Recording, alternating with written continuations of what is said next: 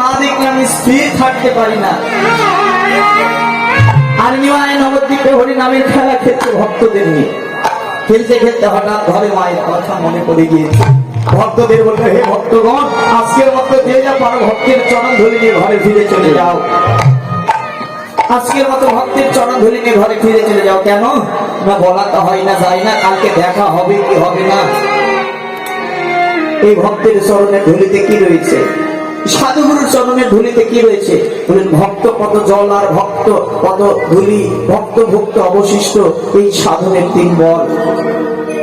ভক্তের চরণ ধুলিতে রয়েছে এমন শক্তি, ভক্তের চরণ ধুলি যদি পরে গঙ্গার জলে, গঙ্গা পবিত্র হয় ভাগবতে বলে। এই বৈষ্ণবের ধুলি যদি লাগে কোনো পাপীর গায়ে, পুষ্পরথে চলে পাপী বৈকুণ্ঠে চলে যায়। তাই তাহার বিলম্ব নয়, একবার মাখো মাখো রে এই না ব্রজের ধুলি,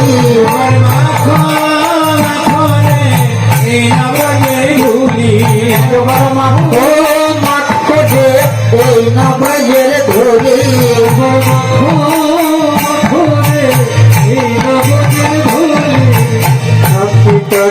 ধুলি যদি পড়ে গঙ্গার জলে, ধুলি যদি পড়ে গঙ্গার জলে, তনের ধুলা যদি পড়ে গঙ্গা জলে, তনের ধুলি যদি পড়ে গঙ্গার জলে, গঙ্গা পবিত্র হয় ভাগবতে বলে,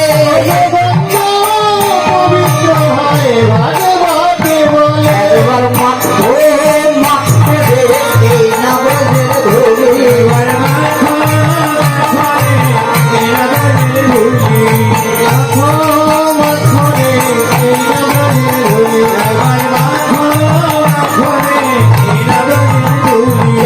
ধুলি নয় রে ধুলি নয় রে গভীর পদরে ধুলি নাই রে ধুলি নাই পদরে ধুলি নয় রে ধুলি নয় রে গভীর পদরে, ধুলি নাই রে ধুলি নাই রে গোপীর পদরে। সেই ধুলি মেখেছিল নন্দের বেটা কানো, ধুলি লেখেছিল নন্দের বেটা কানো, তোমার মাখো মাখো রে এই না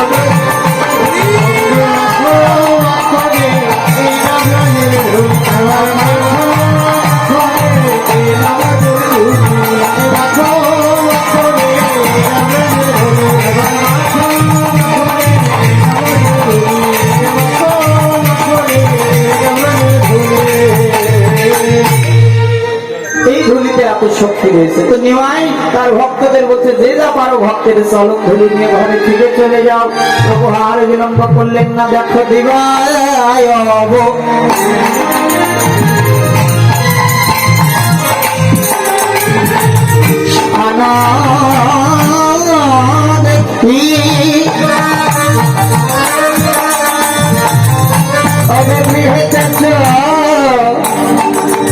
লীলা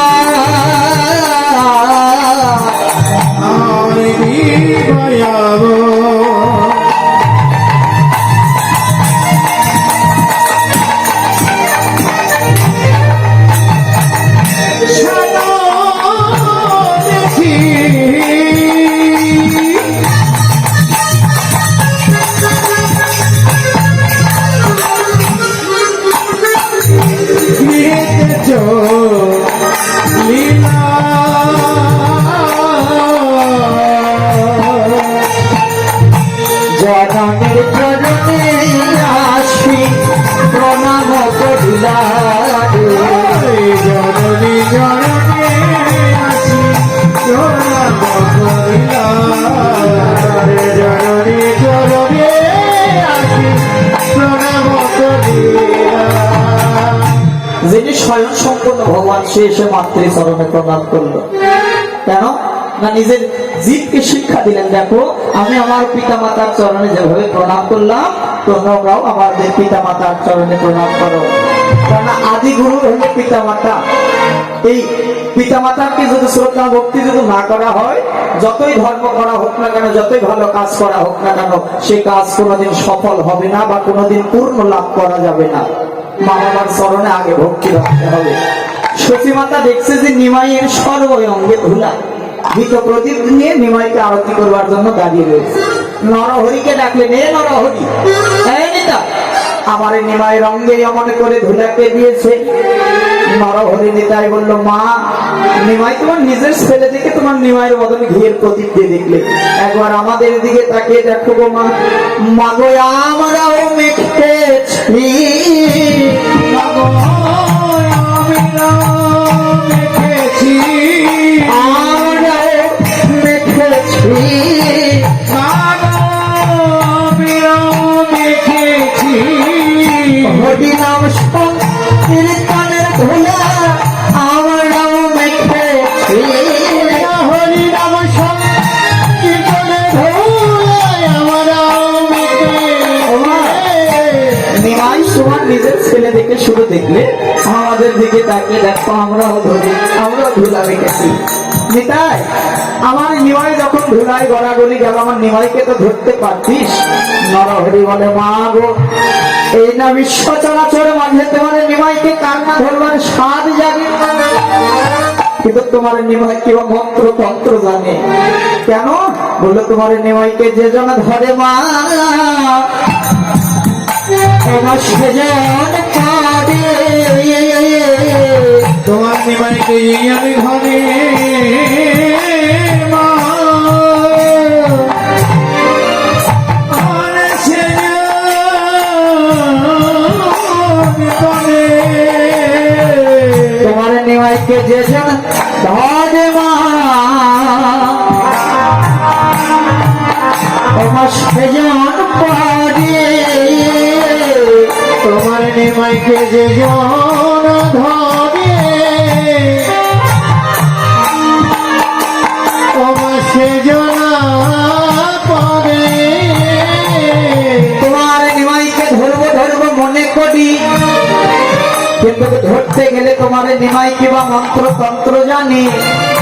সত্যই মা গো, এই জগতে যারাই আমার গৌরকে ধরতে যায় তারাই ধুলার ভিতরে পড়ে যায়। তাই নরহরি বলে, মা গো, তোমার নিমাইকে ধরতে গেলে আমরাও ধুলার মাঝে পড়ে যাই। নিমাইয়ের সর্বই অঙ্গে ধুলা, তো সত্যি মা বলছে, আয় নিমাই, তোর ধুলাগুলো ধীরে দিয়ে একবার আয় আমার কাছে আয়। ধুলায় ধূসর অঙ্গ গদ গদ ভাস, আয় ধুলায় ধূসর অঙ্গ গদ গদ ভাস। ধুলায় ধূসর অঙ্গ গদ গদ ভাস। রাধা মোহন পদ মরতহি আশ, হরে রাধা মোহন পদ বলে এবার লীলা প্রকাশ করলে, লীলা প্রকাশ হলো। এবার লীলা প্রকাশ করলে।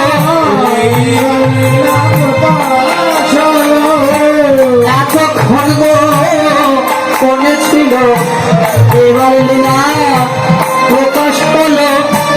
এতক্ষণ গো কোনে ছিল, এবার লীলা প্রকাশ হলো। শ্রীগুরু চাই কন্যা লীলা, এবার লীলা প্রকাশ হলো। শ্রী গুরু চৈতন্য লীলা, এবার লীলা প্রকাশ হলো। এ রাধা মোহন তোর কহিয়া রাধা তোর কহিয়া। ধুলায়ে ধূসরে অঙ্গে গদ গদ ভাস, গদ গদ ভাস। এ রাধা মোহন গদ গদ কহিয়াস। বান সকল্প তোর ভস্য কৃপা সিন্ধু ভয় বচর পতিতানাং পাবনে হোক বৈষ্ণবে হোক নমন নমো নমো